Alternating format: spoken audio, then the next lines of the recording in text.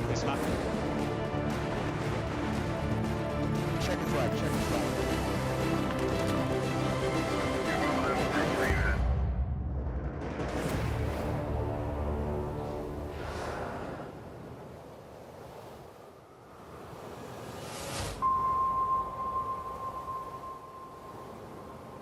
This is it. Welcome to our worldwide adventure. This is Extreme E. This journey has been tough, One of the biggest accidents of the season. but we fight for a reason. We stand together, united as one. Racing in the footsteps of giants. It's absolutely full throttle. The car is dialed. To leave a legacy worth fighting for. We are the first, One more race and we will crown our Extreme E champions. but we won't be the last. Our time is now.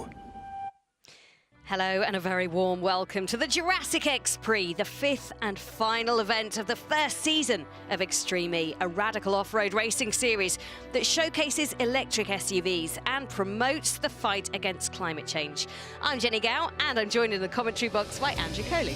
Thank you, Jenny. Yes, we have come home to the stunning Dorset coastline for the big showdown. Today we'll deliver Extreme E's first ever champions, but who will it be? It's been a heck of a ride so far. Certainly has. The Extreme E adventure began in the searing heat and giant sand dunes of Saudi Arabia back in February as we learned about the accelerating growth of the deserts. It was won by Rosberg X Racing. In May, we sailed to the coast of West Africa to Senegal's Cap Verde Peninsula, where we highlighted the problems of rising sea levels and plastic pollutions of our oceans. And RXR highlighted the fact that they were going to be a big challenge this season for the title. In August, we packed away the sun cream, put on an extra coat and headed to Greenland, a barren wilderness where we witnessed the dramatic retreat of the Arctic ice, and Andretti United won a race. Then in October, we moved to the Mediterranean island of Sardinia, 200 miles west of Italy, ravaged this year by colossal wildfires. More great action down there and a third win for Rosberg X Racing. And that brings us home to the Jurassic coast of England, where Extreme E is supporting the National Trust's Legacy programme to raise awareness of the loss of animal and plant life here in the UK. So that's been the extraordinary Extreme E World Tour of 2021. But if you've missed it all, or if you just want to brush up on your basics, here is what Extreme E is all about. The consequences of climate change are affecting millions of people across the planet. Cities worldwide are going to become uninhabitable.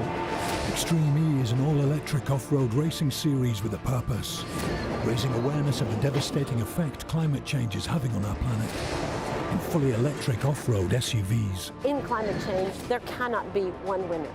Everyone needs to win, or we all lose. Racing in some of the most remote and damaged areas on Earth. We're really seeing what the issues are, but then importantly what we can do to help be part of the solution, making this world better for the future as well. To tackle these demanding locations requires one of the most robust racing cars ever built. The Odyssey 21. To have immediate power when you touch the throttle pedal, it's proper exciting to drive. The Extreme E side and the actual racing coming together, it's going to take it by storm. With some of the biggest names in motorsport behind the wheel and a 50-50 split male and female driver lineup, teams will go wheel to wheel on the most extreme terrains, in the most extreme temperatures, driving the most extreme vehicle. Backed by a team of industry-leading scientists to guarantee we not only race without a trace, but we leave a lasting legacy at every location. Wouldn't it be great to be a part of something that really does make a difference? This is fierce and exciting racing with the future of our planet at its heart. This is the greatest adventure of our time. This is Extreme E. Well, this fabulous location has already given us some amazing action through qualifying over the last couple of days. We've had plenty of mud, as you can see, lots of gravel, a few lumps and bumps along the way, but this track is designed to be a real challenge for our teams. So let's take a look at the story so far.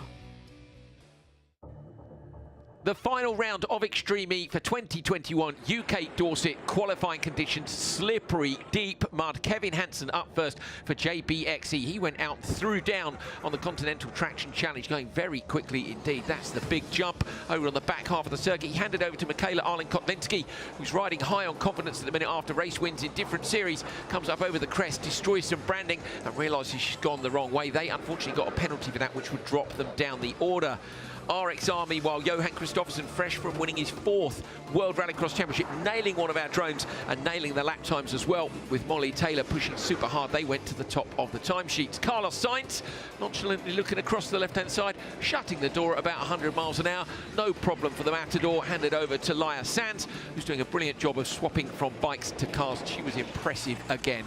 Sebastian Loeb, the 9-time World Rally champion, though, sideways over the jump, taking out the Continental branding, hands over to Cristina Gutierrez, and they do what they've done all season. They go fastest in Q1. Brilliant performance.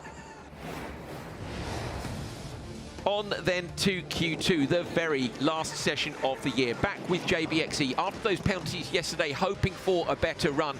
Very quick indeed, right to the top of the timesheets where they would remain for quite a period of the day. Kevin Hansen taking over the car from Arlen-Kotlinski.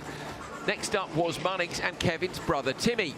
So Katie Munnings kept in touch, handed the car over to Timmy, who went out and took the fastest time on the Continental Traction Challenge and then promptly slid off the road into a tree. Heavy damage to the Andretti United machine. He backed it up and got it to the finish, but with the time lost, it's highly likely they will be in the crazy race. One car going through. Big risk for them in that fight for P3 in the championship. Not the result they were looking for.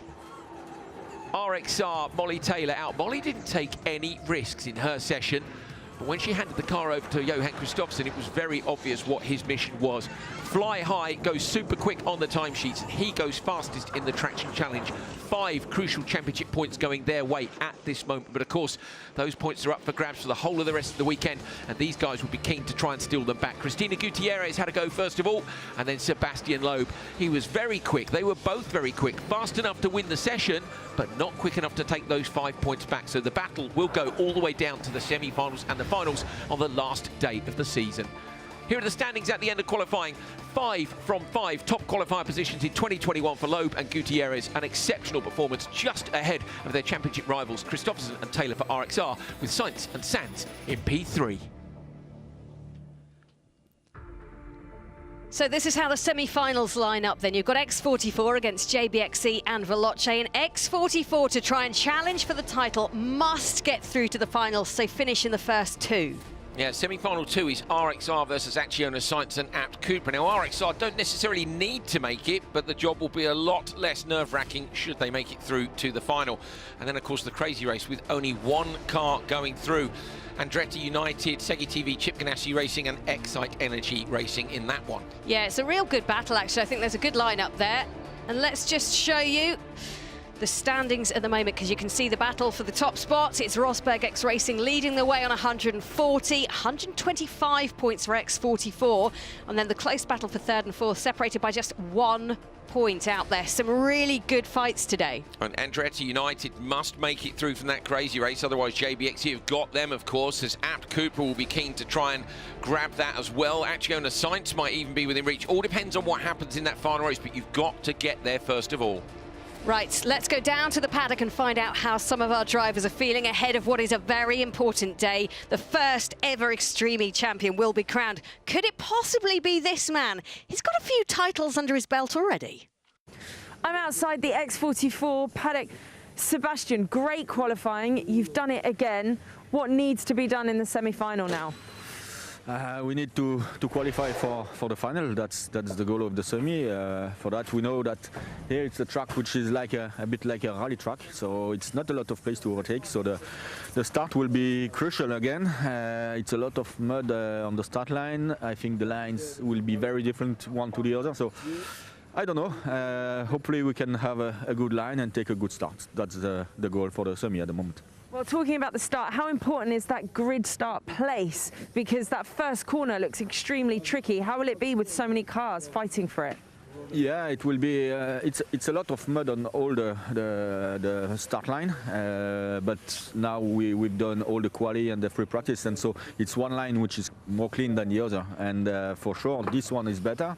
But I don't know what will be decided for the start, if someone can get this line or not. I have no idea. So we'll see. For sure, the goal is to be ahead in the first corner, because if not, it will be difficult after. Thank you. Best of luck. Thank you. Well, X44 safely through to the final, but Sebastian Loeb there making the point that he doesn't know where he's going to be on the grid, because, of course, Jenny, that comes down a little bit to grid play as well. They all want that clean line to turn one. There is turn one. Who's going to be coming out of it first? Yeah, there's some real pressure points today, aren't there, as X44 take on Rosberg X Racing. So much at stake. And X44 have to have the perfect day if they're going to challenge. But Molly Taylor will do all she can to stop that from happening. Molly, you're going into the all-important semi-final where there's a chance that you could win it. What's the plan and mindset going into it? Yeah, the most important thing is that we get through the semi. There's so many different variables, so yeah, there's a chance, but also we won't know that until the final. So really important for us to have a good semi and be in that top two. You are leading the championship. Let's say it is all still to play for in the final. That will bring in the all-important traction challenge points. I know Johan mentioned that he's got his eye on that prize. Timmy's currently taken it from him. Is that coming into play for you too? Yeah, the super sector is incredibly important. Yeah, and there's a lot of rivalry happening for that. But yeah, we won't go down without a fight. And how are the nerves? Yeah, of course, you know, you always feel the nerves every time you come to any event. So I think that's part of it. It's about taking that energy and making it productive and do something for you. Nerves and adrenaline aren't a bad thing. You take it and you focus it into a performance. It's interesting, isn't it, what they're saying? The Continental Traction Challenge is worth 5 championship points. Now, depending on whether or not RXR and X44 both make the final or just X44 makes it, it could be absolutely crucial. They don't have it at the minute. Christopherson's lost it now to Hansen. Loeb wants it for those extra points, Jenny. There's a lot at stake. Yeah, it was fascinating. It's changed hands 6 times already this weekend. Those 5 extra points really being squabbled over by our pack of fabulous drivers. As you can see there, they all want it, but who will get it? Well, the track's dried out, hasn't it, during the course of the weekend, and I think potentially that's why we've seen those improvements. The grip's gone up, and therefore, you know, it's still up for grabs today. Well, the teams have battled their way to this point, but if you haven't caught it all, let's show you exactly what the Sunday format will be. A few changes, so keep your eyes peeled, and we'll show you how it's all going to work. An Extreme E race consists of 3 laps, with the first driver completing 2 of those laps. Each team has a hyperdrive power boost they can activate on all 3 laps of the race. Expect strategy and tactics. Over the course of an X-Prix, the quickest team through the Continental Traction Challenge collects a further 5 team championship points. Day 2 starts with the semi-final, with the top 2 teams from each semi progressing to the final. The bottom 3 teams from Day 1's qualifying go head-to-head in the crazy race, the winner taking the last remaining place in the final. The top 2 teams from the semi-finals and the winner of the crazy race will battle it out in the 5-car final.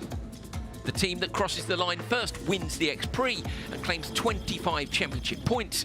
With all 5 X-Prix count towards the team's championship, and in the Drivers' Championship, competitors can drop their worst X-Prix result of the season. Who has what it takes to lift the trophy? Listening to the drivers saying they were tense and anxious, I feel tense and anxious as well. There's so much at stake today. I'm really, really looking forward to it, despite all those muddy puddles out there. It's championship day, isn't it? I love the feeling on championship day. It's going to be an incredible battle today. First semi-final is coming right up. Before that, we need to tell you about an exciting new addition to the Extreme E family, a new team, and they are a truly iconic name. Extreme E has brought together some of motorsport's biggest names, and for the 2022 season, another legendary team is preparing to enter the series.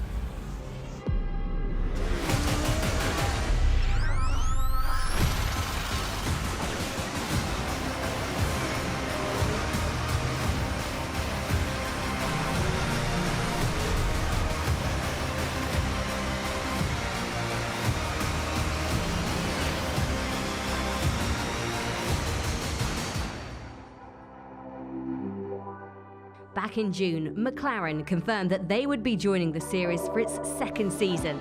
As well as taking a step into the future with their first all-electric car, they're also taking an important step towards gender equality in racing, and announced that Emma Gilmore, who has driven for Veloce Racing twice this year, will be driving for the McLaren team in 2022, making her the first ever female driver for McLaren. She'll be racing alongside American off-road and drift star Tanner Faust. To be racing in papaya orange, you know, again, I never imagined that was going to be happening. So it is just so exciting and such an exciting series. It really developed itself as it went along the 2021 season, and it's just going to be even better and faster next year. I'm really excited to get in the machine, the Odyssey 21. I mean, 650 brake horsepower and electric is an awesome thing. But almost more importantly, that I'm really excited to learn from the scientists on the boat. I'm a scientist myself with a molecular biology degree, and I think with some of the things that we're going to be discussing and learning about from each different region in Extreme E, I can't wait to soak up that knowledge. I'm really interested to see what's going on the boat and what we can learn. McLaren also launched their Season 2 livery this year while at the COP26 climate conference in Glasgow. McLaren CEO Zak Brown showed none other than Prince Charles around the papaya-coloured Odyssey 21 to get his royal seal of approval. So you've done a lot of motorsport in New Zealand? I have, yeah. As well as what crazy stuff, I mean? More rallying, so... Oh, rallying. Yeah, which is crazy. Yes, exactly. Yeah. Looking forward to seeing, as Extreme E develops, how we can continue to learn and build and use Extreme E as a test bed for our technologies. With more world-class teams signing up for Season 2, the racing is sure to be better than ever.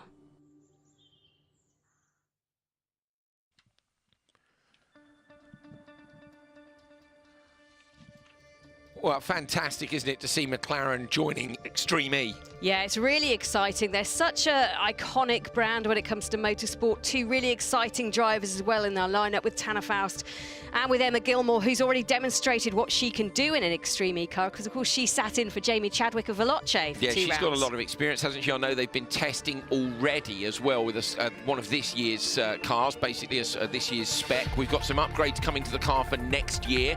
Already had some this weekend in terms of the steering, and we've seen less issues, so we know that we've missed a few battles this year with a few little issues, and the guys who make the car are working really hard on making sure it's hardcore for next year, because these tracks are wild. Yeah, absolutely. Well, I tell you what, the pressure is on for X44. They've still got a chance. They've just got to stop RXR from winning this weekend. Let's take a look at the track that they're going to have to master.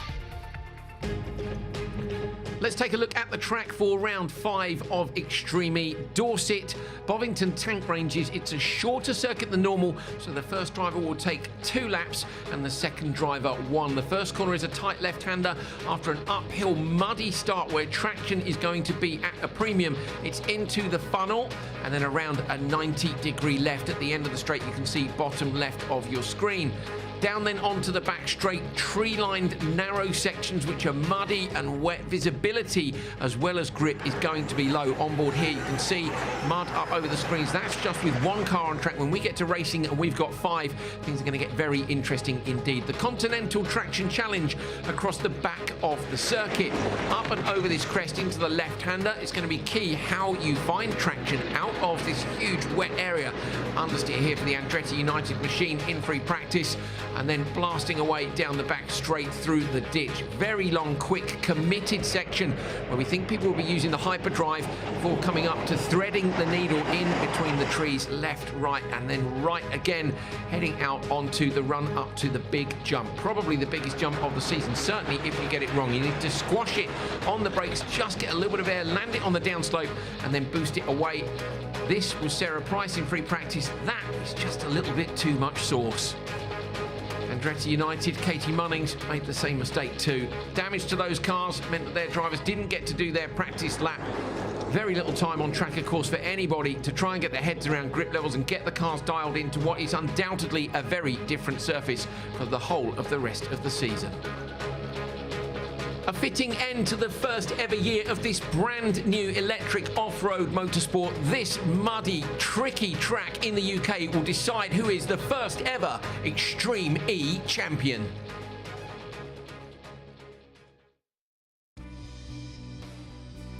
Well, we've already got one team through to this afternoon's semi-final. That's the winner of the Crazy Race, which featured the 3 teams finishing bottom in yesterday's qualifying. So let's take you to the drama. Let's show you what happened in the Crazy Race.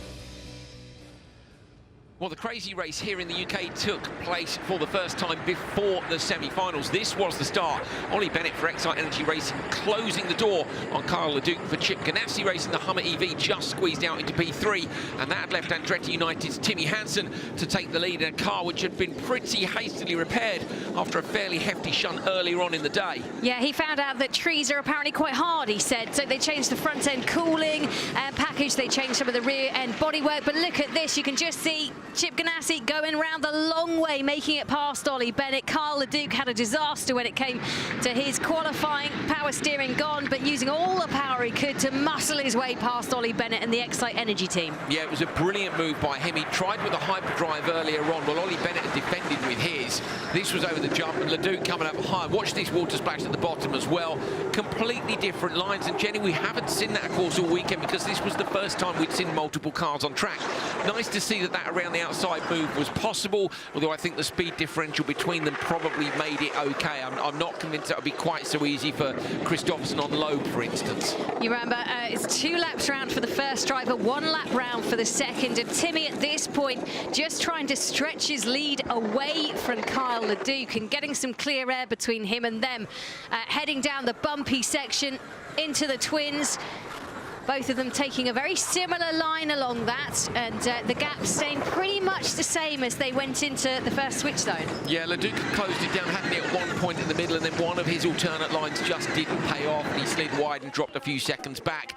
They're on opposite sides of the switch zone, which meant that the Ganassi car actually stopped before the Andretti car, but had further to go coming around the merge. So when we saw them leaving, we thought actually that Ganassi's car was leaving first, but it wasn't, say, just because of the way this switch zone is. So Munnings taking the lead for Andretti United, with Sarah Price for Chip Ganassi trying to hunt her down. At this point, the Excite Energy team of Christine GZ well out of it, but these two had a fantastic battle. It was absolutely brilliant. This was coming right up to the end of the track. Watch here, Sarah Price, for the first time all weekend, commits to that alternative chute up the hill. She then comes out, chucks the car across to the left-hand side, and she is right behind Katie Munnings. But Katie Munnings and Timmy Hansen for Andretti United, booking the only slot from the Crazy Race into the last final of the year.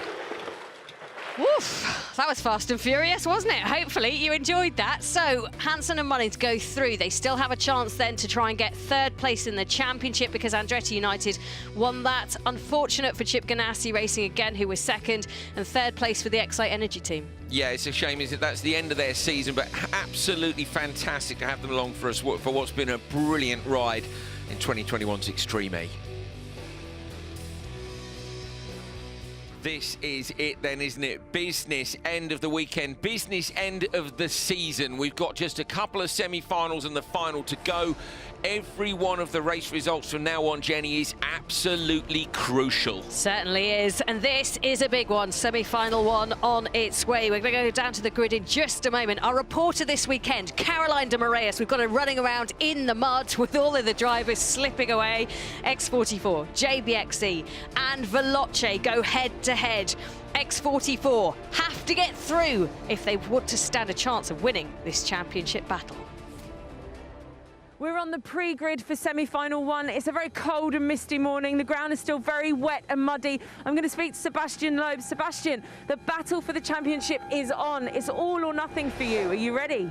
Yeah, for sure. We are ready. We will try our best today. We know that, okay, the battle is still on, but we are quite a few points behind, so we don't have a lot to lose. We need to fight. We need to enter in the final and to fight for the super sector. So not a lot of questions, just pushing. You're starting far right. How important is the start line? The start is very important because on this track it's really complicated to overtake. We saw that yesterday, so it's important to have a good start. I will try my best. I have the inside line, which seems to be good. So the goal in semi-final is to finish in the 2 first to enter in the final. So it's what we will try to do. Well, listen, good luck. We're looking forward to seeing you fly through it. Let's head over to Kevin Hansen for JBXE. Kevin, semi-final 1, how are you feeling? We saw what Michaela did yesterday. How are you feeling? I'm feeling amazing. I know we have a great starting position. I think we have a great car. We improved so much over the weekend in this mud. So no, Michaela did an amazing job yesterday. So I'm very confident that when I leave it over to her, she will do a great job. So I will try to give her the best opportunity I can do and hand over, the race lead. So I'm really excited. This is my favorite part of the weekend, battling with the greatest drivers around. Well, listen, best of luck. Looking forward to it. Thank you. Now let's head over to Lance in the Veloce. Lance, your first semi-final. Looking forward to it? Yeah, very much so. I think it's a race where we've got to throw everything at it, to ensure we get into the final. That's our goal. Lance, have you spoken to Jamie? Have you spoken to Emma? They've obviously been here before. What tips have they given you? I've spoken to him a bit, but I mean, we coming from a racing background, we've got to throw everything at it. It's the most important, race so far for me and for the team. We're really, really hungry to get into the final. So I think, looking at this race, I think the start's going to be key. It absolutely is. Well, best of luck. Thank you.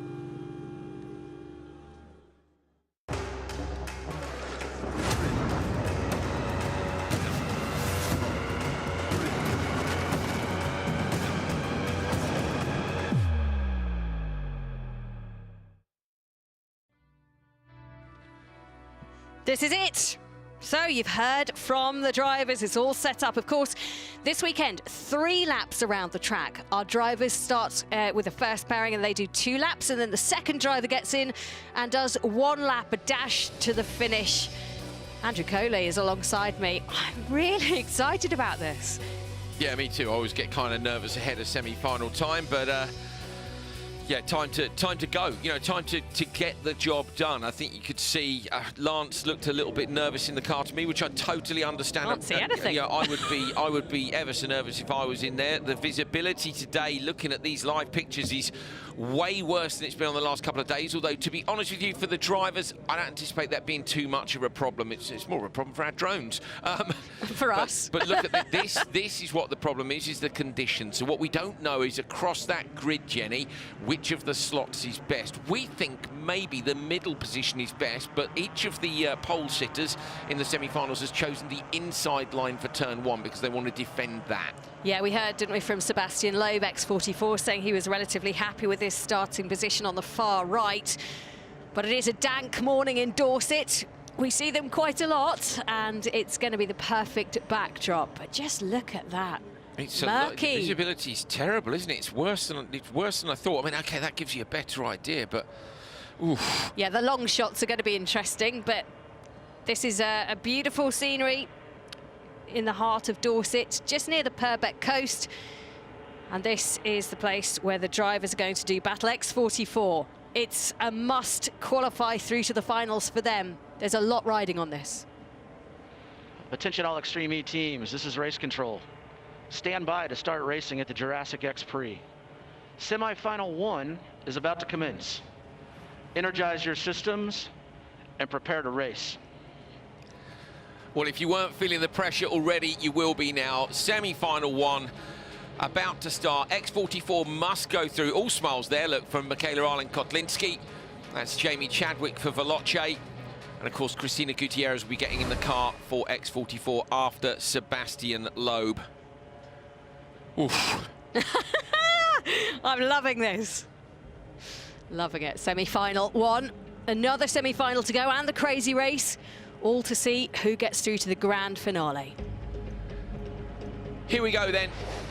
A must qualify situation for X44. They need a great start from the line here. We suspect maybe the JBXE position is the better one to be in, but they've chosen the right-hand side of the grid because of that slight right just before the braking zone and the funnel down to the tight left. Who's going to get away fastest? Lance Woolridge already, eyes on those lights, waiting for the green. He's on the outside line. Could he get more grip from there? Very even start. X44 maybe with an advantage. Kevin Hansen moves across on Sebastian Loeb, gives him a squeeze. Loeb will just want to hold on. Oh, Loeb uses hyperdrive there. Looks things off the line, but couldn't make it work. Woolridge too. But it's Kevin Hansen who gets the whole shot down to turn 1. Sebastian Loeb slots into P2 with Lance Woolridge right behind. X44 need one of these top 2 positions. That's all they need. But, you know, ideally, Jenny, they would have wanted to be P1 at this point. Yeah, it looked like a really good start from Hansen in the JBXE car. Just managed to get away cleaner than everybody else, and that dirt just dragging onto you. But Loeb isn't going to take this line down. He wants to be able to qualify as the fastest driver from this and go through to the final. And you can just see the 3 cars, they're able to follow each other closely. Now, Jenny, we spoke yesterday, and you'd said actually about hyperdrive off the start. We weren't sure, were we, whether or not you'd do it. Loeb back the car into that long right-hander where yesterday we saw Kyle Ledoux go around the outside of Ollie Bennett, I think it was. We didn't think they'd do it, did we, because we weren't sure about the tracks, and they tried it, but I'll be honest, I think that was a wasted hyperdrive. He'd already lost the start for me. Both of them had already lost the start to Kevin. Yeah, absolutely. Through this section, look how much it's dried up compared to the rest of the weekend, but getting some real air out front for Hansen. He really does rocking and rolling along that. So they're going into the Continental Traction Challenge. Problem for Woolridge. Woolridge has pulled off. I think he's just maybe gone the wrong way, needs to get himself back on track, but at the front it's still Hansen leading the way. You can see Veloce coming back onto the circuit now. They're far back though, aren't they, as X44 tries to close down JBXE at the front of this battle. They're coming towards knife edge. What are they going to do over this big jump?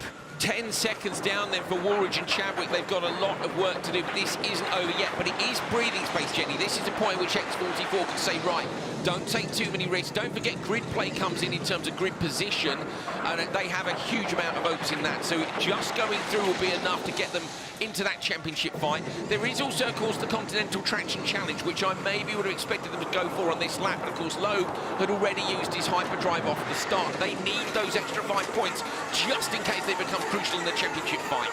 So remember, 2 laps round for the first driver as they come towards the twins. Now this is an option where you can take either of the 2 lines. So you can see Hansen lining up the middle line, and I think it looks like Loeb's going to follow him up that line, not go far right and come round and slingshot, or at least try to. But this is on their way to the end of the first lap. That gap coming down for Woolridge. He's got it back to about 8 seconds now. Yeah, I was just about to say, watching that, Jenny, he's obviously pushing really hard. We know Woolridge is quick. He was caught up behind Sebastian Loeb. We couldn't see what happened. We saw him in the rear of the shot go straight across what was a 90 left, so he may literally just about braked himself. He's unlikely to have gone the wrong way when he's following 2 cars. You know, he knows where those 2 vehicles are going, so I suspect maybe just a little bit too late on the brakes and has had to bail. But either way, going to try and close that gap back down and give Chadwick a chance of nicking one of the spots in the final. Yeah, Hansen just seems to be pulling out at the front now. The gap between he and Loeb is 4 seconds as they go into this section. Loeb was a little bit slow as they were approaching the sort of end of the first lap. So I don't know if there was a slight issue or if he just took that a little bit more cautiously, but he's going to pressure. And this is where we're going to be really interesting to see what happens with the hyperdrive. Watching the background for Woolridge. Woolridge just really closing the gap down. We were looking at a shot of Loeb a moment ago, and you saw Woolridge appear full sideways in the background. You know, there's a risk strategy here for Loeb and Gutierrez where you could argue, look, you only need seconds, so you don't risk the car, don't risk each braking zone. But Woolridge is risking everything. You ride on board with him now in the Veloce racing machine. Hands are flying around on the wheel. He is pushing big time. He's closed that gap down from 10 seconds, look. He's now within 3 seconds of Sebastian Loeb and X44. If he passes them, X44's championship hopes are over. Loeb needs to get a wiggle on here. He really does, and I don't know if he realises how close they are actually out the back. It's very difficult to see in these cars, but Woolridge really starting to pressurise, and you can just see how close those 3 cars are now relatively. Is hyperdrive going to play a part? Will Woolridge be able to rain on Loeb's parade? I'm super impressed with Woolridge here. He's showing just how quick he can be. Hansen and Loeb use their hyperdrives. Has Woolridge got one left? He has. So Woolridge has got a hyperdrive 2 down this back straight. Braking now for the jump. Loeb's closed the gap down. Look, he's responding. So Loeb is is now just 1.95 behind the JBXE machine. Oh, in the background, Woolrich with a massive jump as he attempts to close it down. They all know what's at stake here. They do. Hansen very cautious over the jump. He really went slowly over that. It's given Loeb the chance to close up. Look, he's less than a second behind. Loeb's gone quickest in the traction challenge. X44 have got those 5 championship points. That's what the big jumps, that's what the big push was about.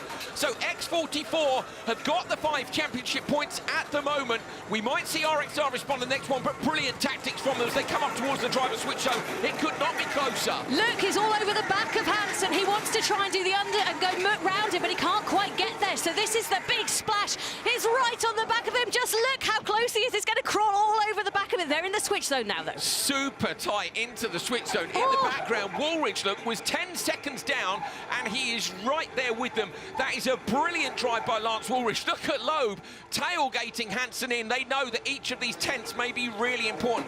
You cannot mess up the switch. There's contact there, I think, from Loeb in the switch zone. So remember, they are down to 30 kilometres an hour. Veloce peel off. They've got the first slot. The second slot goes to the second car of Hansen, and then the third slot all the way round. This is painful for Loeb because he's got to get round to Gutierrez. It's an equal, there's no disadvantage, is it? It's equal spacing. There is a chance here because Loeb is on the exit. If they can get this absolutely bang on, remember the other cars will release almost the same time. They release slightly earlier because they've stopped earlier. But, Jenny, they've got that tight right-hander, which we've seen teams having to use the handbrake to get around on. If they are tardy out of there, we might actually see our first ever pass in the switch zone. So, going to say, never has this switch been more important. You've got to hold for 45 seconds. The communication between team and driver has to be perfect. It was so close coming into this that this could make a huge difference. Bucket of water over the screen for X44. Gutierrez gets into the car. So first away, it's Arlen Kotelinski for the JBXE team. She's away. Let's see how quickly the others react. She's coming around that corner now. Can they release the X44 car before she gets there? They do! Brilliant tactics from X44. Loeb was right on the back. They had that switch zone slot on the exit of it, and X44 take the lead by coming out of the switch zone first. This is going to be so close, though. All 3 cars leaving at the same point. They hit the button. They start going full speed for this. It's going to be a wonderful battle, a one-lap dash to see what happens. It's Arlen Kotelinski chasing down Gutierrez with Chadwick at the back, and this is the moment where Gutierrez needs to shine. Gutierrez has been given a little bit of breathing space here, Jenny. That's fantastic tactics from X44 and Loeb.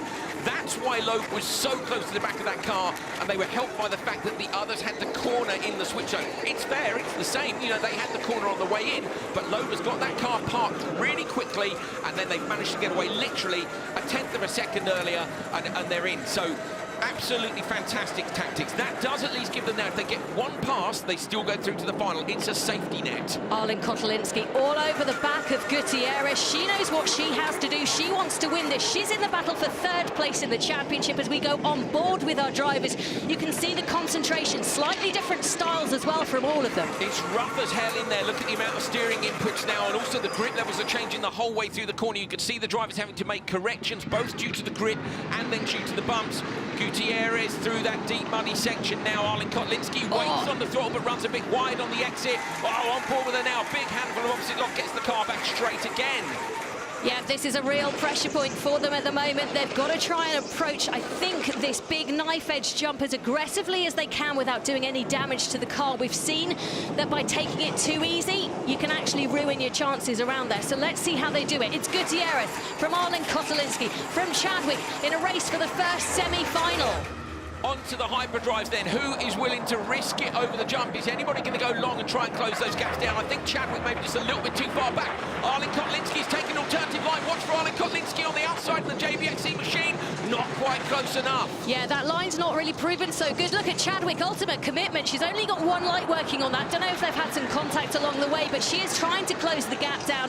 4 seconds she is now, but it's 1 second, less than a second between Gutierrez and Arlen Kotelinski. Absolutely brilliant tactics here from X44, Jenny. They've managed to take those extra 5 points in theory on the Continental Traction Challenge, but so, you know, they just had to make it to the final. Yep, so it's up the twins, and this is the final dash to the line. X44 leading at the moment. They're followed by Arlen Kotelinski. Will Chadwick take the same route? Highly likely, but look at this. Arlen Kotelinski pushing pushing as much as she can, but it looks like Gutierrez has done enough. She comes through to the cross line. We're going to see the finish, and yes, it's X44. They've got the fastest lap as well with the traction challenge. They get 5 points for that, and Gutierrez and Loeb take the much-needed win to take the championship challenge through to the final, to take it to RXR and see what they can do. Our winners for semi-final 1. Brilliant performance. Look, Gutierrez, I think relieved that there is confirmation, top right of your screen, 49.5, which is almost it's 1.1 seconds quicker than Timmy Hansen went yesterday in the crazy race. So conditions are absolutely on. Now it's up to RXR to try and respond to that in the next one.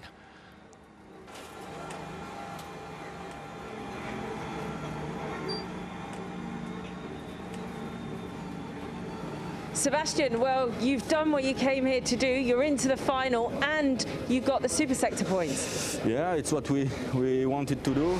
Kevin took a very good start, so I was behind, but then I know that behind Lance made a little mistake, so I could let Kevin take the gap. I didn't want to fight for the first place. I just wanted to have a clean road for the super sector. So it's what I tried to manage during the run, and finally I was able to push hard in the super sector to get it at the moment. So that's the target of the morning. We couldn't do better in the morning. It's fantastic racing. Game on. Brilliant. Thanks. Understandably, very, very happy. Sebastian Loeb having to watch on for that last lap, having to watch Gutierrez do a fantastic job in the X44. JBXC finishing in second place. That gives them a good chance, doesn't it, when it comes to staying in third spot. Let's see what happens to Andretti United. And in third place, Veloce with Woolridge and Chadwick. That was a brilliant semi-final. The tactics of Loeb to come in so close to the back of JBXC and be able to pass them in the switch zone, Jenny. No one's done that all year, and they will have worked that out. There's no question about it. That was a plan. He was all over the back, wasn't he? All over the back of him, and it paid off. And the 5 points for the traction challenge as well. Good work for Loeb and Gutierrez.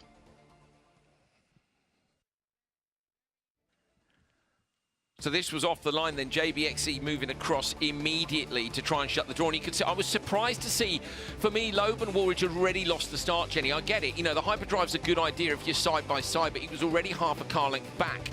And that actually meant then that Loeb only had one shot at the Continental Traction Challenge, which we know those 5 points are absolutely crucial for the team.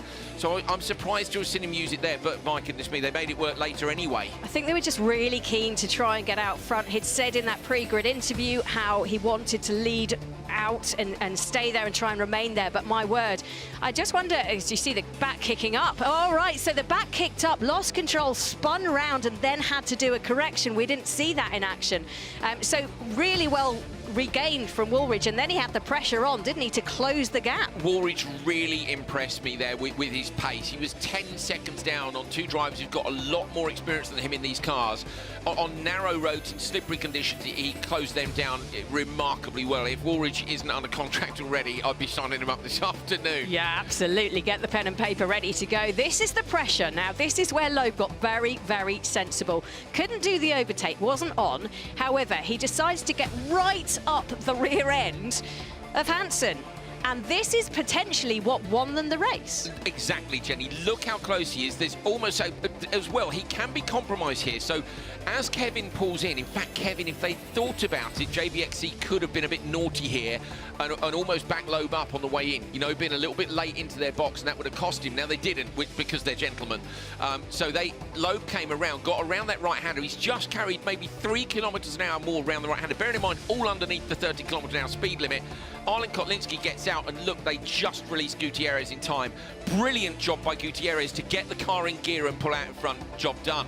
Yeah, she withstood all of the pressure, didn't she? And my word, Arlen Kotlinski really piled on the pressure. They were desperate to get through to the final.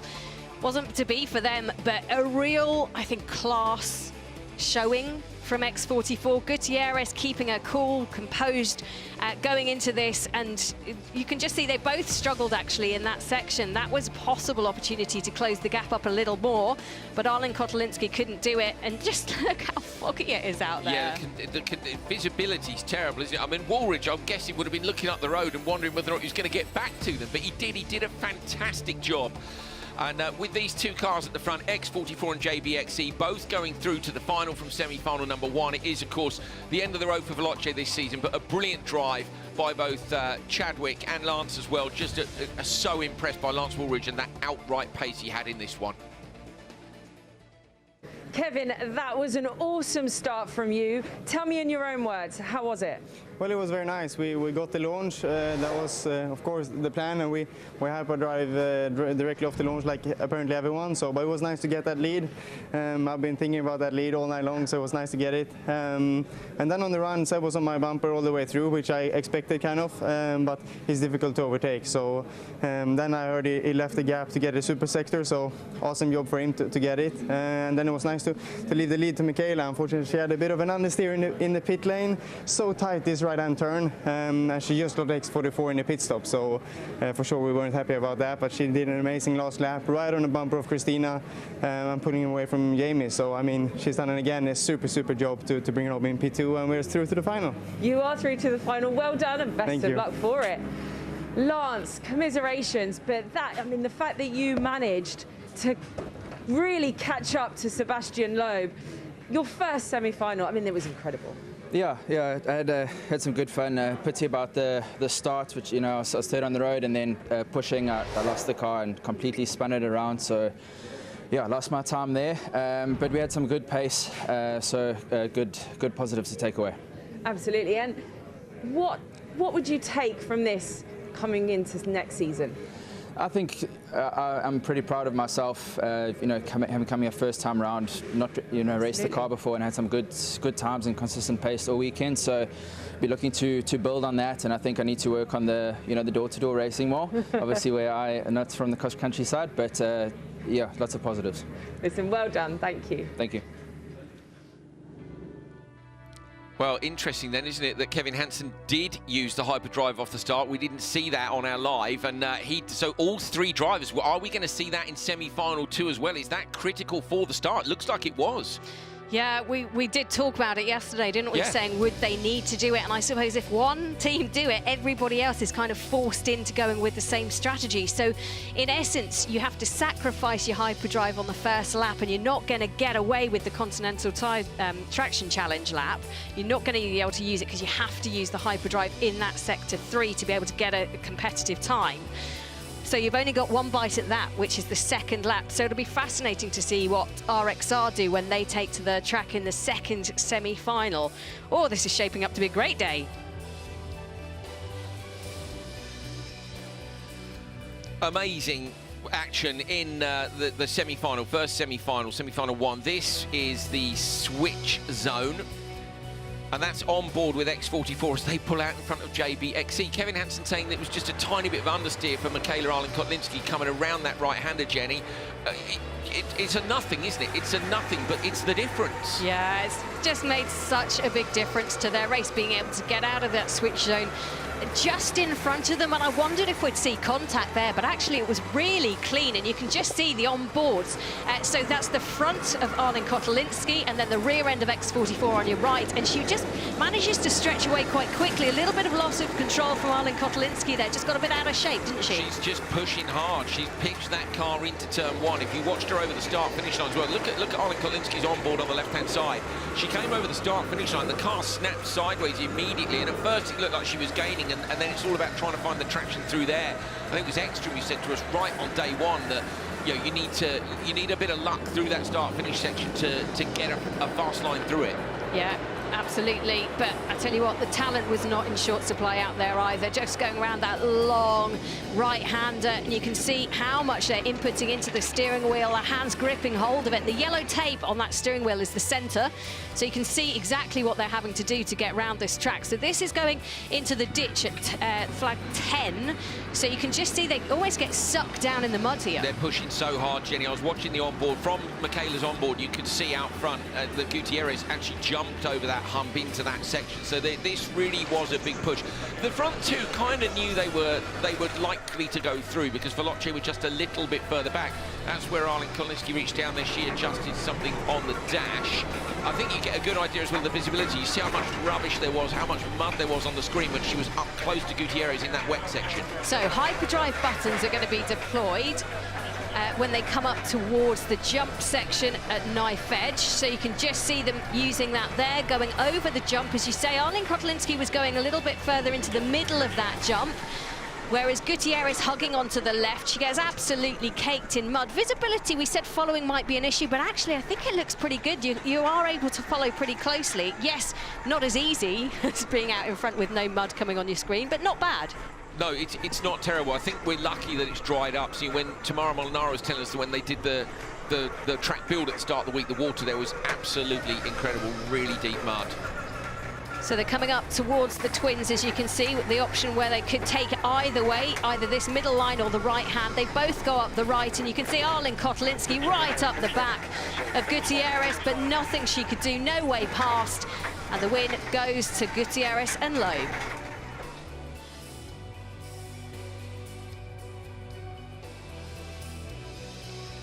Well, the foggy background, but everybody prepared for the second semi-final. And what an absolute ride that was, as we saw Jamie Chadwick and Lance Woolridge try and defend for all their might of Veloce. Couldn't do it. JBXC, second place for Kevin Hansen and Michaela Arlene Kolinski. And then the X44 team of Sebastian Loeb and Christina Gutierrez winning their round and taking the Traction Challenge as well.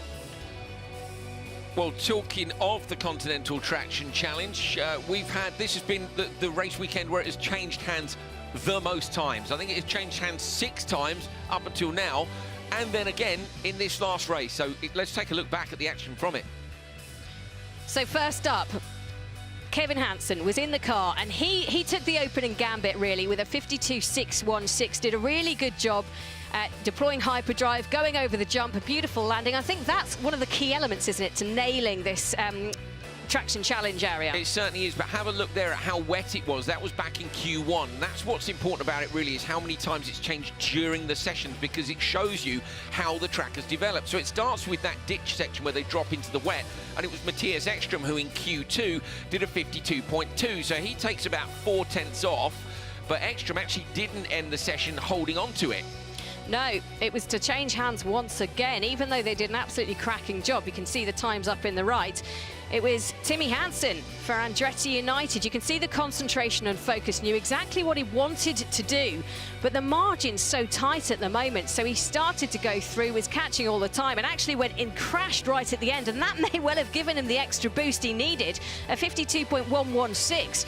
He got out of it, but that little bit of oversteer at the end, costly, but actually at the time quite a benefit for him in getting that Traction Challenge. Well, at the time, of course, we thought those 5 points might be crucial in the battle for third place, so, you know, might it be a risk that was worth the reward?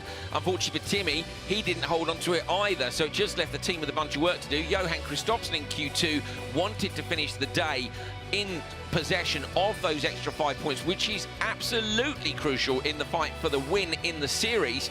51.9 for Johan, so he goes a couple of tenths quicker than Timmy had gone. I love watching this. It's brilliant great. Just to see the different cars, the way they do it, the speed of the RXR going into the long jump section as well. So impressive, and look at the air that Kristoffersen managed to take. An absolutely beautiful move from him. But next up, this was a great battle that we saw yesterday, and it was Kyle LeDuc who was giving it absolutely everything out in front. Yeah, big push in the crazy race. Remember, only one car was going through, so whoever didn't win this, it was season over at the last round of the year. Andretti United were desperate to win it because they wanted to take that P3 in the series. But they hadn't counted on, as we say, Kyle LeDuc in the background, who was pushing so hard and he managed to take the Continental Traction Challenge with a 51.0. Yeah, it was fast and frenetic, wasn't it? Timmy Hansen going on with a 50.654. Thought that was probably going to secure it. You can actually see that the times changing as it happened on screen. And then Loeb goes on today and betters that with a 49.5. He's got the 5 points at the moment. Could be crucial for the championship challenge. But can RXR fight back?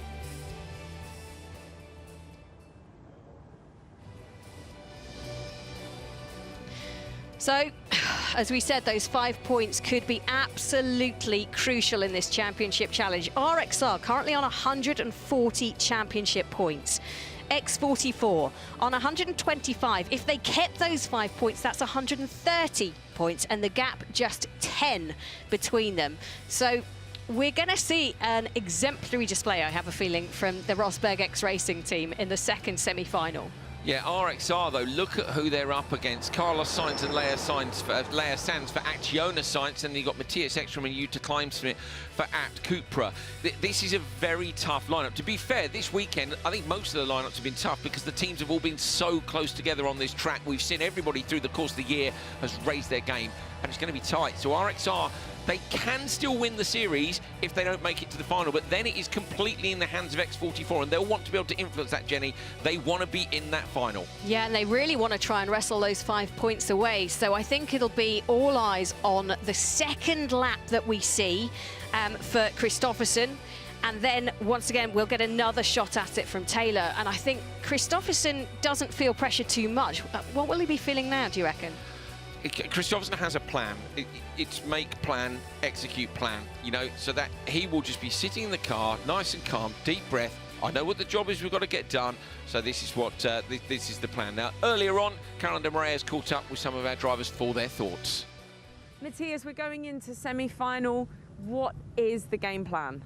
No, I think the first chance to try and win the semi is to win the start, but it would be difficult from the outside lane, but I think where it's so slippery as it is up there, yes, if you manage to stick and get good grip off the line, there is a chance, but if you're not, you will have to eat a lot of the dirt and dust and the windscreen and climb, use the wipers as much as possible to stay close and try and attack later. It's a difficult semi-final. You're up against RXR. Obviously, they want to win the team championship. Are you going to be kind to your fellow countrymen?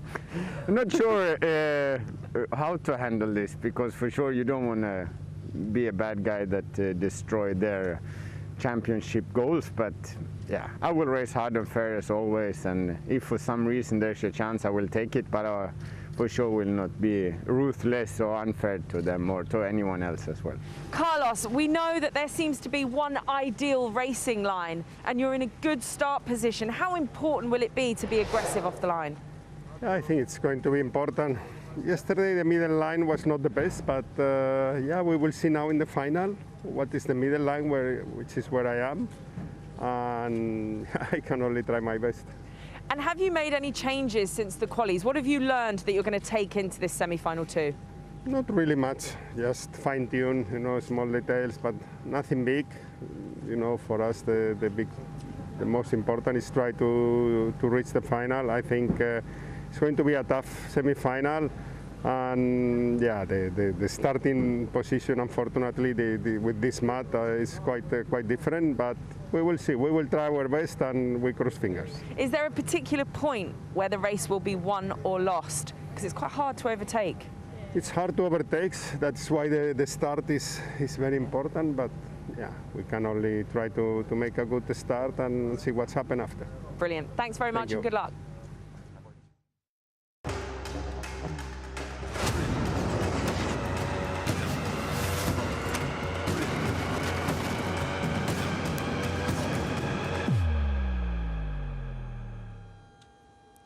It is time for semi-final 2.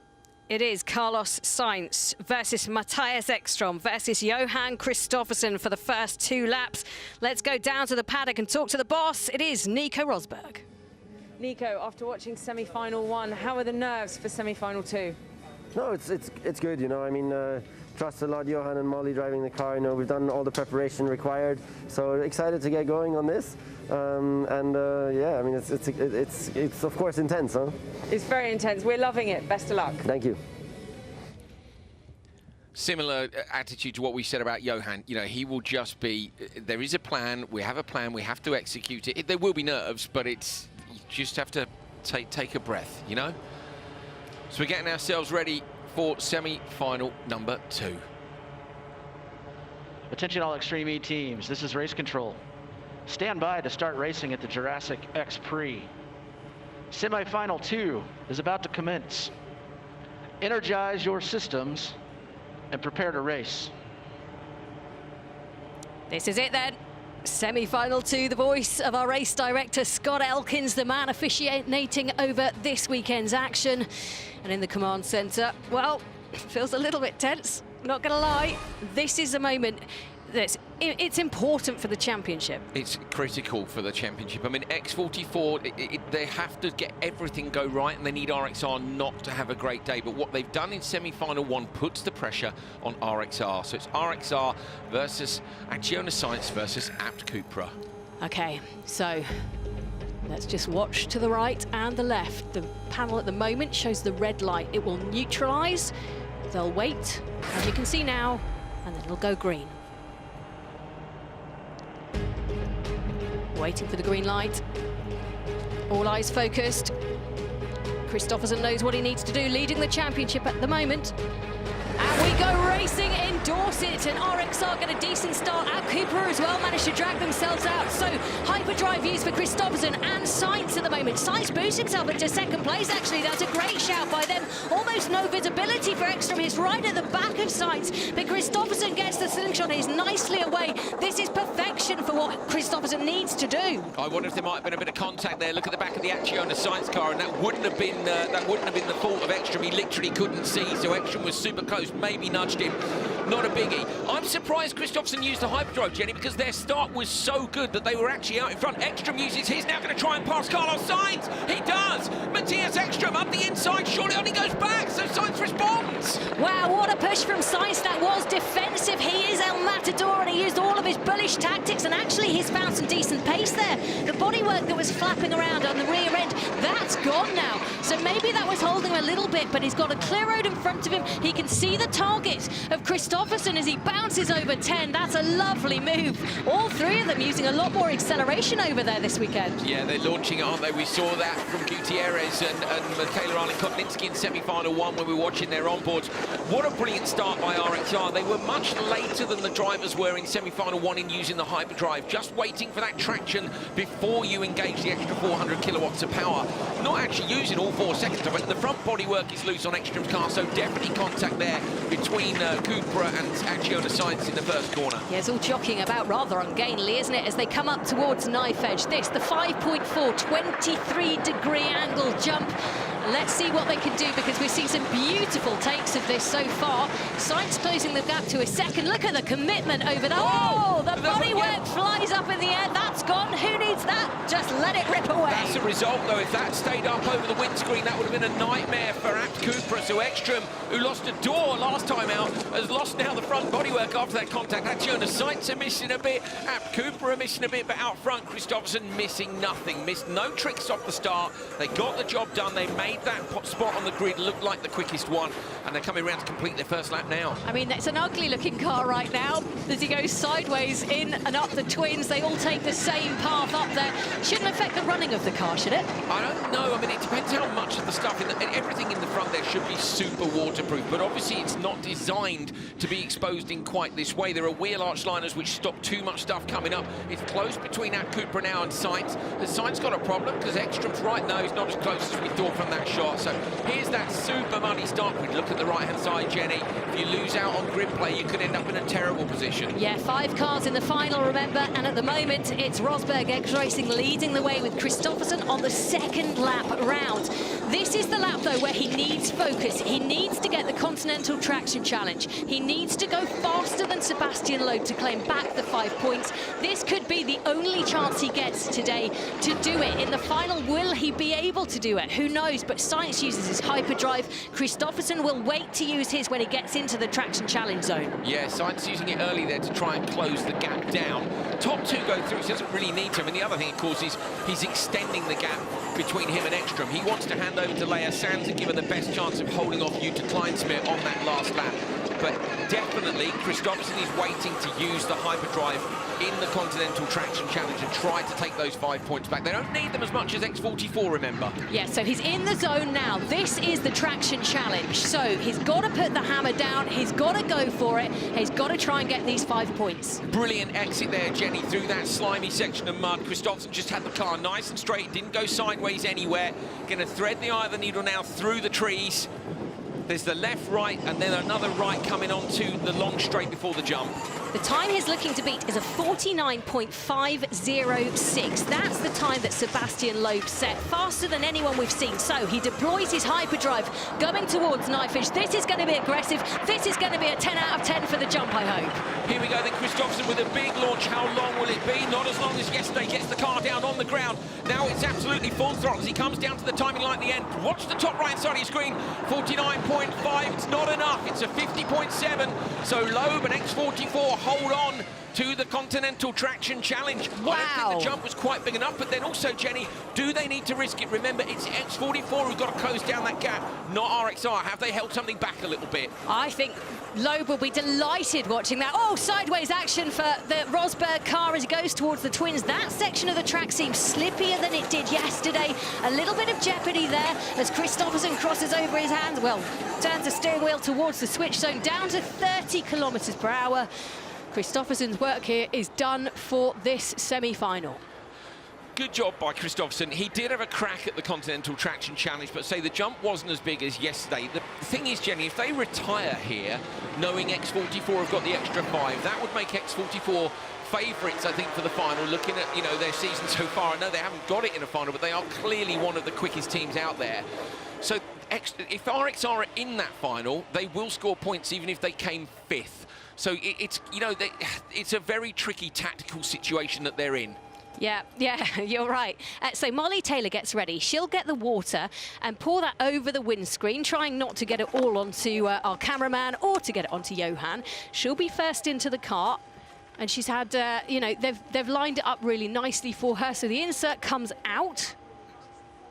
Had to do something with the belts there. So did you see Johan spent longer in the car to change the belts? Now, I suspect what they're doing is because of her seat insert, they're loosening the belts. Remember what Kyle LeDuc said yesterday? He accidentally left Sarah Price's seat insert in and then had the tightest belts in the world. So Johan jumps out and adjusts the left lap belt and the technician adjusts the right lap belt. A little bit of advice given there to Taylor and they're good to go.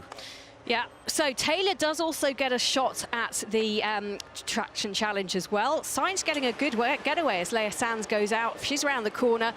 But first out of the switch zone, it is Molly Taylor. So a reminder, this is a 1-lap dash to the finish. And the order, RXR, a couple of seconds up the road from Acciona Sainz, and then Ekstrom and Kleinschmidt. We didn't see them in the switch. We know they've got a seriously damaged car, but can they get away? That's the question. Yeah, front bodywork missing, not so bad for them. Rear bodywork missing off this car, Acciona Sainz, but look at the gap Molly Taylor has in the RXR machine. 6.57, 6.58 seconds up the road. You know, she can afford to take this one easy if she wants to. Johan, you went for the Continental Traction Challenge, didn't quite get it. How important will that be in the final? As long as we're P4, it makes no difference. Well, good luck. Thank you.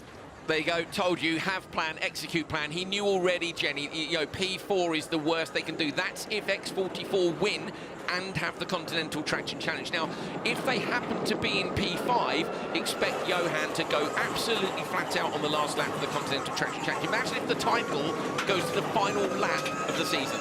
Love it. That's what we're all hoping for, I think. Yeah. Still in the switch zone for the Abt Cupra team. I don't think they're going to get back out again. So this is just down to Leia Sands, who could quite easily go round, and she's going to try and close down because for her, she needs to, you know, have a decent running out there. And that's absolutely critical critical because it means RXR will make the final. So unless now, if one of these cars stops on track, expect App Cooper to release that car. If they don't stop, it then becomes about how far around the lap you've got. So there's no point in risking the car when they know they've lost out. The bodywork's missing from the front. If one of these stops, I think they'll send the car. But it's a massive advantage to RXR. Now they really do know they're going to go through, Jenny.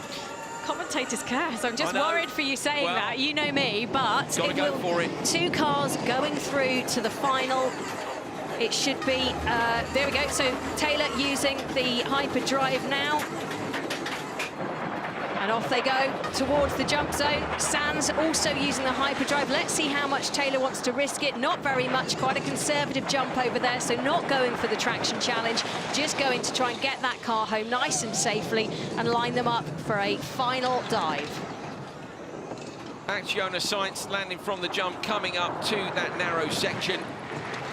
Taking it steady over the bumps. I think someone has been told that there's no risk for them and they can afford to take it easy. They're still only 6 seconds back from Taylor in the RXR machine, but here she is coming up now through the murky conditions.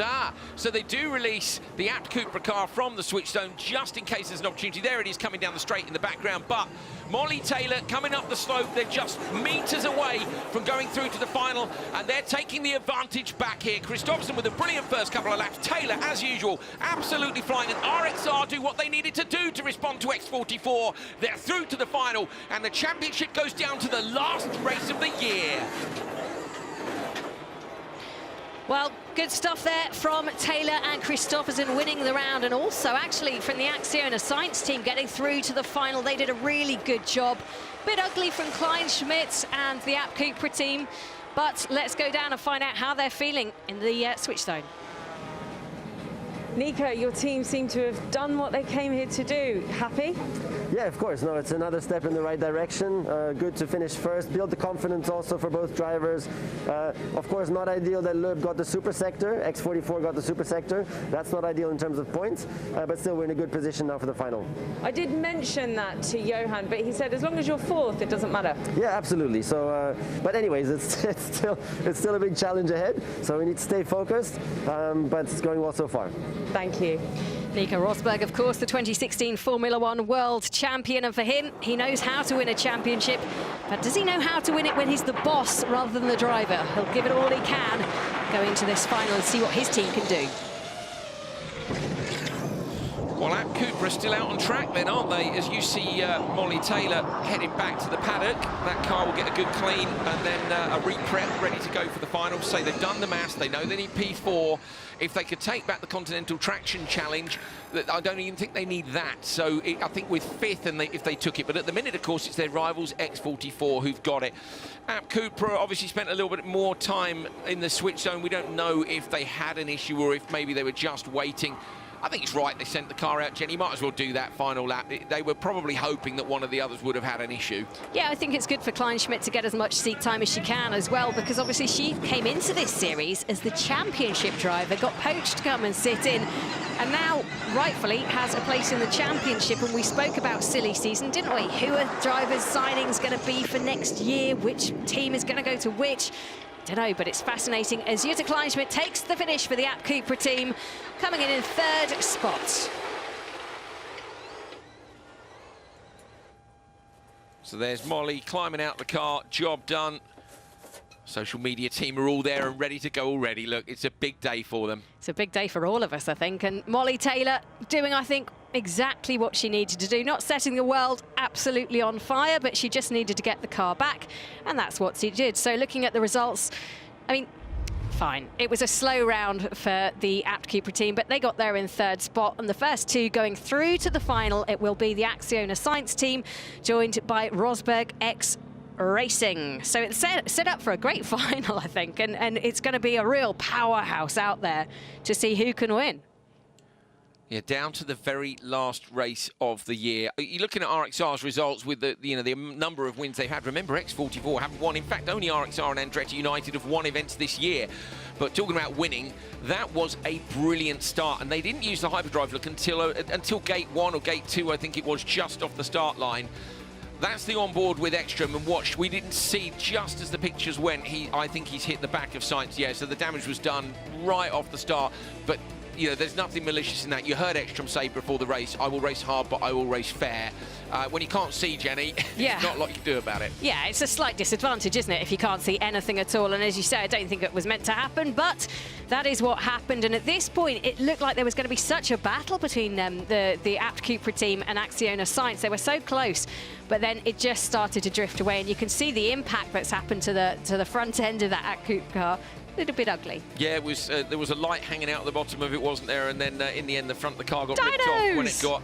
Well, yes, I've just seen that. There's two little dinosaurs on the right. I was seeing things when it was during the race because I was like, I'm sure I just saw a couple of dinosaurs, but I actually did. That's where the front of Ekstrom's car came off. So basically, it's as he's gone over the jump, that's the one time that the air is coming up through the chassis instead of across the top. So without the big jump, they probably would have held onto the front, you know, clamshell of the car. But as he's flying in the air, it's lifted up. And I say he would just be relieved that it did disappear. You don't want it up against the screen. Yeah, that's not a nice thing to happen. So back around to the start section, and you can just see, have a look at it for when we get to the race later, because that's going to be so crucial. 5 cars across there. This is Rosberg going for the Continental Traction Challenge, seeing if he could get the fastest lap. He knew the time on the screen was from Sebastian Loeb at X44 with a 49.506. So that was the challenge. Took a nice bit of air. Oh, I love watching that. I love Christopher's response to it. You know, he's not being rude at all. He's just being very robotic about what has to be done today. You heard Rosberg, you heard Christopherson saying, you know, when Caroline asked him, you know, you didn't get it, so it doesn't matter if we only need P4. They know what they have to do. But this, Jenny, there's the horrible jeopardy of could we be the one. Look at Chip Ganassi racing yesterday. That one little issue that you don't want it to catch you out now. Even if it catches them out in the final, P4's enough. Yeah. But you've got to get there, and they've got there. We like to hype it up and get all drama, Yeah. and there's Christopherson just going, you know what? Actually, this is fine. I'm fine. The team's fine. Rosberg Racing is fine. How many times have you seen Johan asleep in the car before his session? You know, he is extremely calm, and you say there is always a calculation going on. It's the same with most of these top drivers and teams, to be fair. Yeah, if you're new to Extreme E, is a bit like the Kimi Raikkonen of Formula One, isn't he? Has a little nap in the car, just brings his heart rate down, and then can switch it on so quickly. And just look at Molly Taylor. This is a great driver pairing. If Rosberg hasn't already done a deal to re-sign them for next year, well, he must have done. I'm sure if the team's coming back next year, I'm pretty sure he'll be sitting in the car with them. Yeah, well, they might be coming back to defend a championship. We'll have to wait and see. They'll be furious if they don't win this because they've had such a good run of wins. 3 wins out of 4. So who is going to take the grand final? You'll have to wait to find out. Foggy conditions in Dorset for the final round of Extreme E. Those are your semi-final results. Loeb, Gutierrez, Hansen, Arlen Kotlinski going through from the first semi-final for X44 and JBXE. Semi-final 2, it's RXR, Christopherson and Taylor. The championship fight goes to the last race of the year. Science and Sands for Acciona Science. And then from the crazy race, of course, Hansen and Munnings already through for Andretti United. They're locked in a fight with JBXE for P3. All to play for. Yeah, it's a lovely battle, isn't it? Just look at that. Science and Sands, actually, they could still, I think, take third mathematically if they have a good enough finish to this. So all eyes are going to be on exactly what happens in the final. Everybody's got something to play for. Everybody's going to have hyperdrive. Everybody's going to have the same combination of drivers that we've seen. So it's going to be utterly thrilling. Driver 1 will be the female driver. Driver 2 will be the male driver. How much will that play into it? Well, it could play into it, of course, to be fair, if we see Loeb and Christopherson on the last lap needing, if one of those two drivers needs the Continental Traction Challenge, it could come down to using the hyperdrive in that one section on the track later on today. Yeah. What a brilliant day so far. 2 amazing semi-finals. Crazy race done as well. We've got just 1 race left to go to decide the Extreme E Championship. So let's have a look then at semi-final 2. You can see on the right-hand side, RXR get a good takeaway. Then they use hyperdrive, as does Sainz and Sands. They use their hyperdrive to close the gap. But this is Ekstrom's view in the Apt Cupra car. He could see nothing. That's where the contact happened. And you can just see his shortened nose of that car, meaning that they were going to have an uphill battle all the way. Yeah, there were bits flying off Sainz's car already, weren't there? And then Ekstrom loses it later on. So This is real time, as say, the whole of the first couple of laps of the race, or the first 3 minutes of the race. Look at the leads that Kristoffersen had. I think the other two, if I remember correctly, used their hyperdrive late, didn't they? Look, Ekstrom, I think, could possibly have got through there if it hadn't funneled back down. So it gets narrow. You don't see it from where we are, but on board, he's just decided, you know what, I'm not braving it out up the inside. It's a big shunt if we come together, and he had to slot back in. That could have been a crucial pass if he pulled it off. Yeah, we saw quite a few big crashes last time out in the in Sardinia for the Island X Prix, and I think it's just made people realise you've got to get round as cleanly as possible. There's no point going big right at the start of a 3-lap race, because you've got to hold your kind of horse, haven't you? We've said it all season, haven't we? It's about risk management. I have to say, some of that risk management's gone away with the brilliant modification Spark have made to the cars, meaning we've seen way less issues this weekend.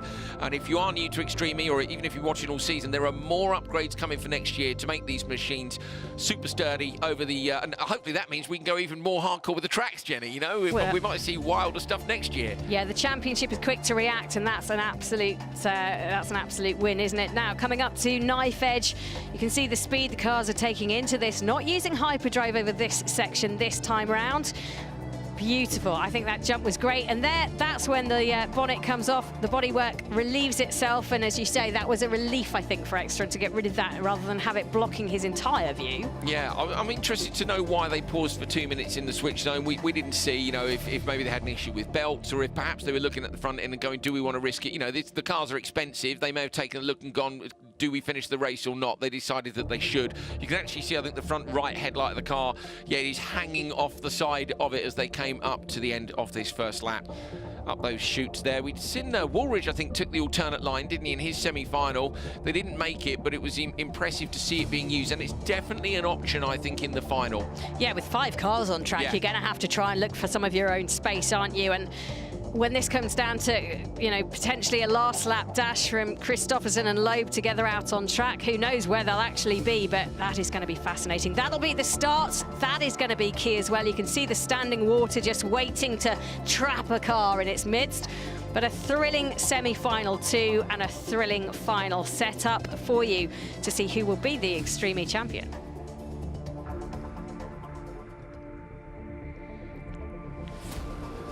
Let's take a look at the championship points where we are. Remember, no points in the semi-finals. What was important was who made it. And those top two have both made it. 15 points in between them, 25 up for the win. We'll look at what the minimum points are when we get to the final and give you an idea. You've heard from Kristoffersen that he thinks they just need P4. App Cupra equal on points with JBXE, but of course App Cupra haven't gone through to the final, whereas Andretti United and JBXE have. Can actually own a sign to do something from slightly further back down the order. Veloce Racing and Segi TV, Chip Ganassi Racing, Excite Energy have all finished their seasons at the semi-final point. Brilliant to have them along. Been a fantastic season, just one race left to go. Well, Extreme E's decision to race here in Dorset marks a bit of a shift from racing in remote, faraway places, doesn't it? And as you can see, the terrain might be muddy and the air might be dank, but it highlights the fact that climate change issues are also close to home. We've been battling, haven't we, all season to try and explain to you about biodiversity loss, about the changing climate that we face. So let's hear a bit more from Caroline de Moraes and Professor Richard Washington.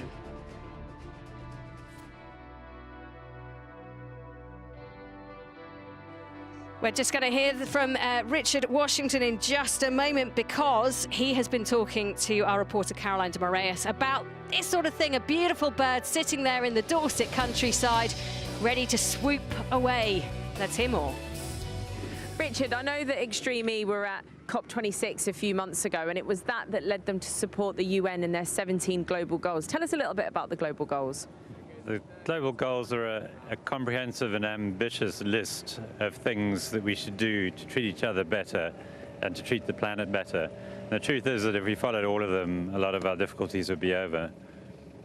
They include gender equality, they include biodiversity in the oceans and on land, they include clean energy, and a lot of that wraps around what Extreme E does. Well, you touched on biodiversity, and I know that here in Dorset, that's what we're focusing on, biodiversity and rewilding. Why is it so vital? Biodiversity is our hope for the future. If you take a ludicrous example and you think of the world consisting of only one type of plant, and the threshold of temperature for that plant was 15 degrees C, what it would mean if you push the global temperatures to 20 degrees C is that we'd have no plants. They would be gone. And if you scale that argument up, in effect, that's what we're doing. We're wiping out, or we projected to wipe out species by virtue of shifting the thresholds of tolerance of those species through global warming and through climate change. And what exactly are the issues that Britain is facing with biodiversity? Well, Britain has a bad record in biodiversity. A lot of it is gone already, but it could get a lot worse. If you take the energy sector as an example, at the moment around about 40% of our power in the UK comes from burning of fossil fuels, and that's driving up the temperatures globally, was helping to drive up the temperatures globally. Now, if we took the wrong options in the future in a way that doesn't link properly across the global goals, and we, for instance, took one option, which is biomass burning to produce fuel, then around about 40% of the UK's land area would be planted in the fuel that we need, and we would lose the rest of our biodiversity in effect. Which is why when we move forward, we've got to take all of these things on board. They're all intertwined, and we've got to make a very careful pathway forward. So the million-dollar question, what can I do and what can everyone else do at home in their everyday lives? Well, developing that argument about power, we all need power. Winters are cold, we need power to do our work, we need electricity. Renewables are the way forward. If we take a simple option to opt for renewables rather than fossil fuel companies, then we're doing our bit. Thank you so much for speaking to me, Richard. Thank you. Well, everybody wants to do their bit, and really interesting words actually there from Dr. Richard Woodall, Dr. Richard Washington, talking about what we can do. And this are the counters in steps at the moment. X44 leading the way, but actually tied with JBXE at the top of those standings. So just goes to show the challenge is on for everybody right now when it comes to the racing, when it comes to trying to influence everybody to do good things to the planet. It's working. Feels like it's working. Yeah, great to see the teams, isn't it, involving their fan base, the fan base which is out there. Looking forward to seeing what happens later on today. And of course, this is crucial in that grid play. The votes have been coming in for teams. It's X44 and RXR at the top.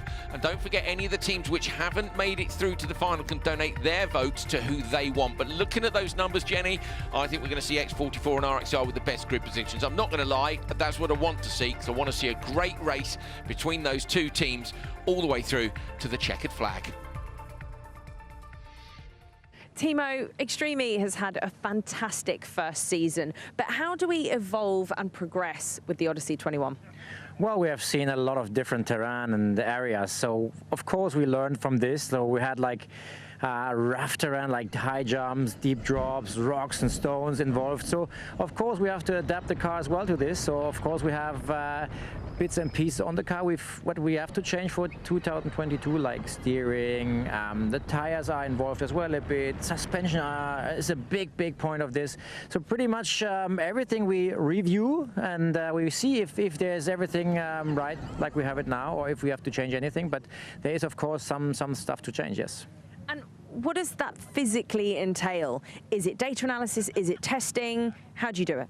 Well, you know, we speak to the drivers, we speak to the teams, and of course we analyze our data ourselves. And of course we see a couple of things, and especially like the suspension, like we just talked about, this is involved big time in this. Data analysis, of course, as well, but the feedback of the drivers and myself and the track design, of course, is part of this. And we try to get everything together, make it as best as possible for 22. And I think we're on a good way, so future is looking bright. Well, you're part of the course design team, so what makes a brilliant Extreme E course? The million-dollar question.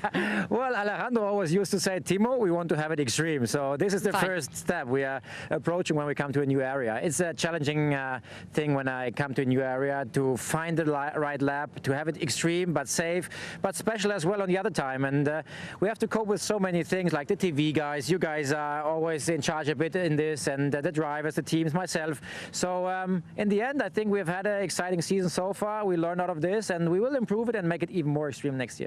I can't wait. Thank you so much, Timo. Welcome. Thank you. Great to hear about the improvements that are coming for Season 2, but of course we have Season 1 to wrap up. Here are your heroes, Molly Taylor and Johan Kristoffersen for RXR, Christina Gutierrez and Sebastian Loeb for X44. They've been right at the front of qualifying and the finals, of course, all season long. They're just a few points apart as we get down to the final race of the year. Yeah, at the moment, 10 points because we have that traction challenge at the moment held by Loeb. And yes, he did a good job laughing away as Gutierrez and Loeb. But there's a lot to play for. A championship challenge, a title worth fighting for. And everybody wants to win it. Only 2 teams can now. X44 versus RXR. It's Hamilton versus Rosberg all over again. And I cannot wait for it to start. Semi-final action here in Dorset has been absolutely brilliant. We've had that funnel up to turn 1. We know now that the start's absolutely crucial, but we've seen grid play. We think X44 and RXR are going to have their best spots on the grid, so it should go right to the wire. There might be good contact. We don't know. We've seen plenty of incident. And look, plenty of tactics at play as well. They'll be learning from each other. They'll be trying to beat each other out on track. It's an all-or-nothing race coming up. X44 need everything to go their way. They could do with a bit of a problem for RXR. It could come down to the last lap and a fight for those 5 points in the Continental Traction Challenge. Do not miss the final race of Extreme E, where we're going to crown our first ever champions. We will see you later.